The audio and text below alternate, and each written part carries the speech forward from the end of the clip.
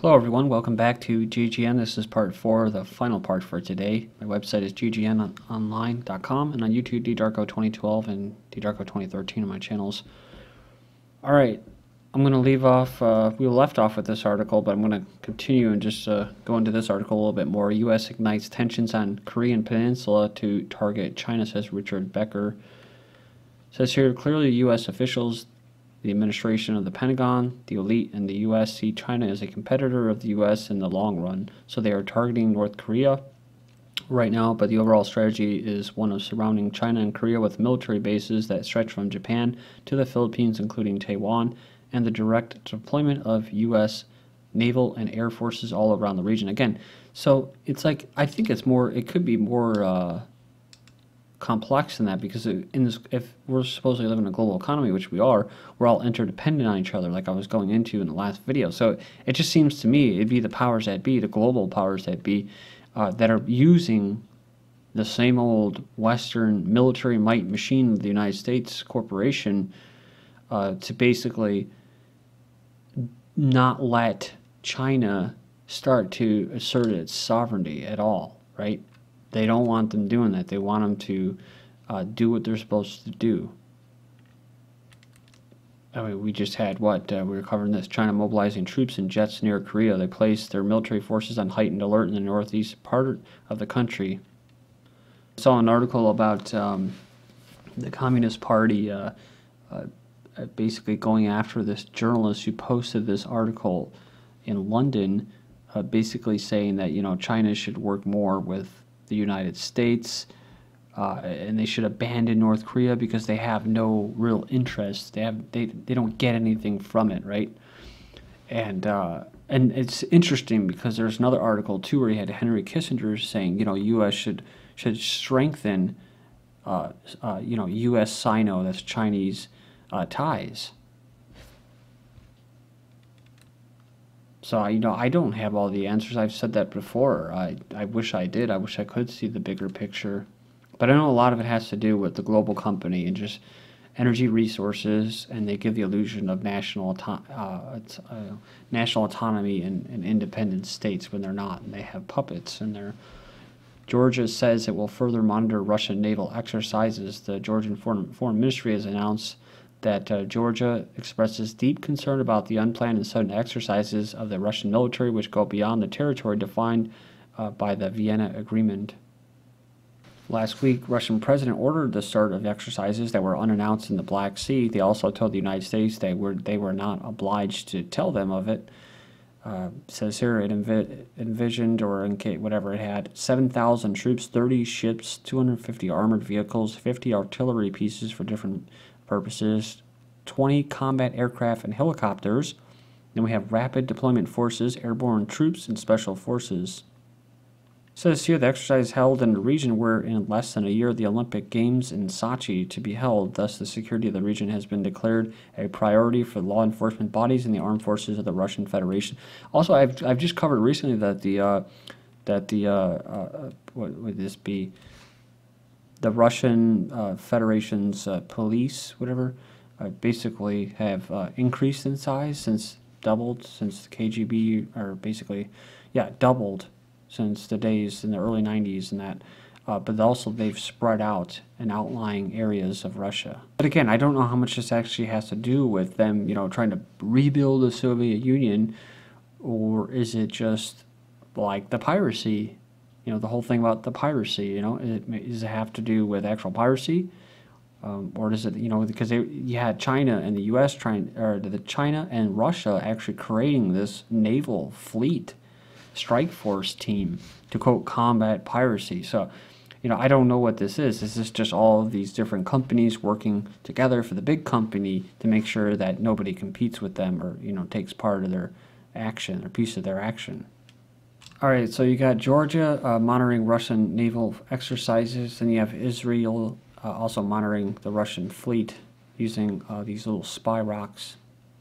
Said here that Israeli commandos launched a daring raid into Syria territory to plant sophisticated camera equipment that look exactly like the indigenous rocks. Russia going back to Afghanistan, the Kremlin confirms it could happen nearly 25 years after Soviet troops left Afghanistan in defeat. after the United States created what? The Taliban to fight them. Russia may return in order to serve the Russian equipment that makes up the backbone of the Afghan military. This is what I'm saying about, just all these countries working in tandem. You have the U.S. go in there, and they have to just keep these people down, like what 108 Morris says about most of these bombings in these campaigns, like in Mali, wherever. It's basically by racist countries, and by that he means they target people that are still homogeneous, and they want to break up all the tribes and that. They want to break up and fragment the society and create refugees. You lose your sense of history, and then you create, you rewrite history, and then you determine their future. But what I'm getting at is that you had the United States going in there, in the 80s with Russia and that, and they said that was what? That was to bring down communism. That was to bring down the Soviet Union. It drained them economically, and that was the purpose, and that's why they created the Mujahideen and all that. Like Brzezinski said, your jihad is just. We know that they're using these people as just basically tool bags, as useful idiots. The former KGB operative said, see on his YouTube videos, that Brezhnev guy, that they're coming in here now. They already have the opium trade going, the U.S. and Marines guarding poppy fields and going through Turkey. That's a big exporter in that of the opium and that into Europe, and then what? And now you got the rare minerals. So who's that going to go to? Is that going to go to Russia? Just give us our opium trade, and you could have the minerals, rare minerals. Afghan teen stabbed U.S. soldier to death and escaped. Details are emerging about the killing of a U.S. sergeant last week, with officials confirming that he was stabbed to death by an Afghan civilian believed to be a teenager. They said he was acting on his own in the killing, but has since joined the Taliban after fleeing the scene. Taliban chief Omar can run for Afghan presidency, says Karzai. So the Taliban leader can run for the upcoming presidential election. So it goes on here. It says Karzai said the Afghan constitution is valid for all Afghans, and the Taliban also should benefit from it. Okay, next up we have the CIA worked with Pakistan to create Taliban. Just basically going over what I said. The Central Intelligence Agency worked in tandem with Pakistan to create the monster that is today Afghanistan's ruling Taliban. A leading U.S. expert on South Asia said, "I warned them that we were creating a monster," says this individual from the Woodrow Wilson International Center for Scholars in a conference last week on terrorism and regional security. Said the CIA made a mistake in encouraging Islamic groups from all over the world to come to Afghanistan. They provided $3 billion for building up these Islamic groups, and it accepted Pakistan's demand that they should decide how this money should be spent. Then I saw this article. Of course, there's Angela Jolie, right?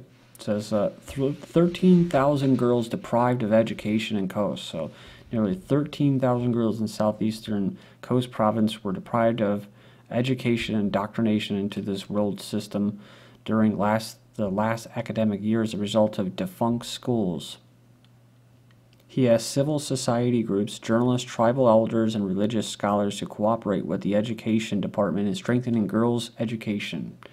So this is coming, of course, right, this is building up for what? This. Angela Jolie opens all-girls school in Afghanistan. So the 37-year-old actress and UNHCR Goodwill Ambassador has extended her generosity to a small village outside Kabul, Afghanistan, where she's opened an all-girls elementary school. The doors of the school are already open, says, and the location was targeted not only because there is a high refugee population, not by mistake, but it's also a place where education of boys is valued higher than of girls. Well, it sounds all nice and lovey-dovey, especially when it said that she used her own jewelry or collection. But this is what I'm saying. It's two heads of the same beast. There's no other way to put it.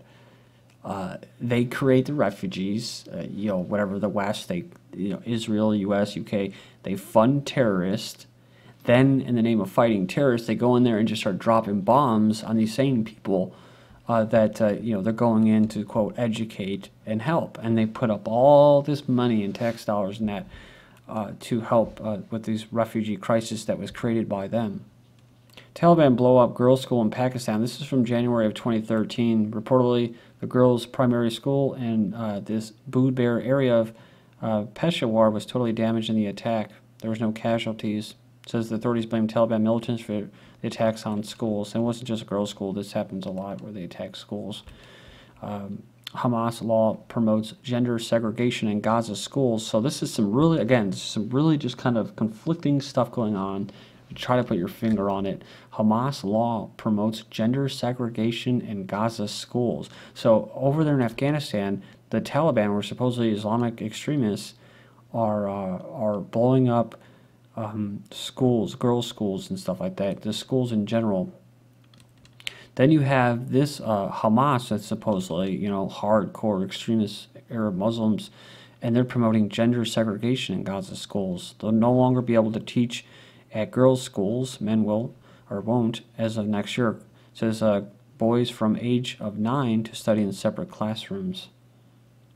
It says critics of the new measure say the Islamist movement is trying to force its ideology on society, but proponents say they merely want to codify conservative Palestinian values into law, saying we are Muslim people, we do not need to make Muslims, and we are doing what serves our people and their culture, says the education minister. Like the Taliban, Hamas was created by what?